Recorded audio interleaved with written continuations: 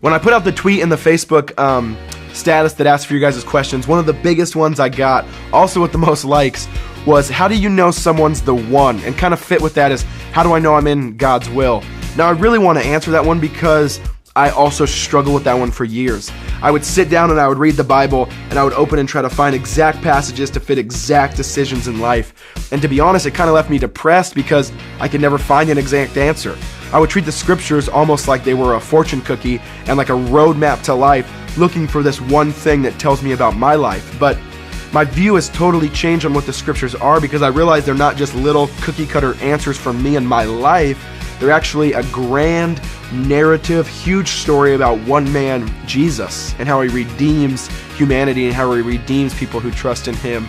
And so when I started seeing that differently, it started to change my view of kind of those questions. And so the way I'd answer that question is, how do you know someone's the one?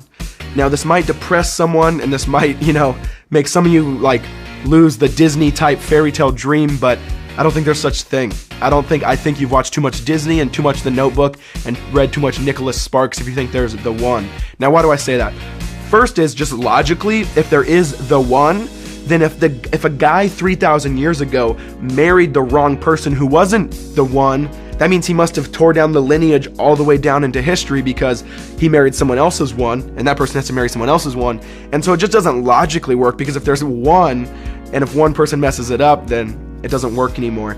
And secondly, I've realized that it puts way too much pressure on the other person. Usually the girl's the one that kind of has that idea of I'm looking for the one and looking for that perfect person. And what happens is you uphold this ideal that only Jesus and God can satisfy, and then you put a burden on that guy that he cannot bear, and it crushes him. No matter how good he is to you, no matter how much he serves you, you want him to be even a little bit more. Just a little bit more, do a little bit better. And so the truth is, for guys and girls out there, it's not about finding the one, it's about preparing yourself to be the one. Because a lot of times, if we can be honest, we're just lazy. We want to find the one because they make our life easy. They have all the attributes that fit perfectly with our life so that we don't have to change or we don't have to maneuver or restructure our life. But God actually says marriage, which, the preemptive of that is dating, is to make us holy more than to make us happy.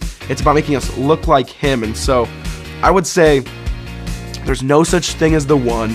You don't have to struggle with the pressure of trying to think there is the one and that God's going to get mad at you if you pick the wrong one. And concentrate on yourself. Put yourself in church community. Surround yourself with awesome people who help you grow and help you learn. Try to say, how can I become a person that will better serve that spouse?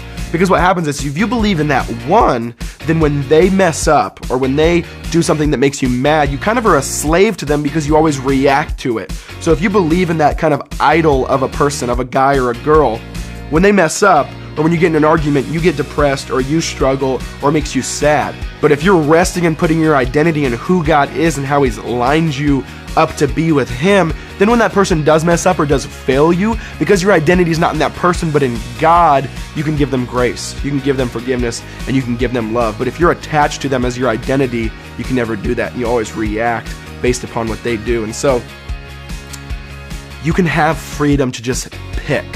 Now, if you're in unrepentant sin or you're not in church community, then yeah, you might pick the wrong person. But I totally believe if you're in church community, if you have a good group of godly mentors, people above you, and if you're not in any unrepentant sin, no secret sin, and you're just being transparent and walking with Jesus in Bible study and in prayer, it's kind of scandalous to say, but pick whoever you want.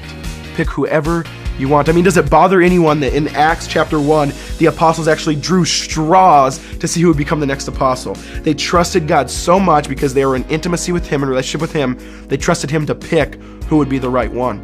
And so I would say, if you're in all those things and you're just walking the journey with Jesus, pick whoever you want. You don't have to have that pressure, because the truth is, it's not about finding the one, it's just about treating that person with love, grace, forgiveness, and mercy. And you can do that with anyone. You can do that with this person, or that person. And it takes all this pressure off and all this burden off the relationship. And the last thing I'll say on this topic is, one of the worst parts about having the one, or upholding a standard that no one can meet, that absolutely no one can meet, because none of us are perfect except Jesus. The worst part about upholding that standard is that you miss good godly people all around you. You miss that you're walking by your future spouse every single day because your standard is so high, you'll never actually find that person.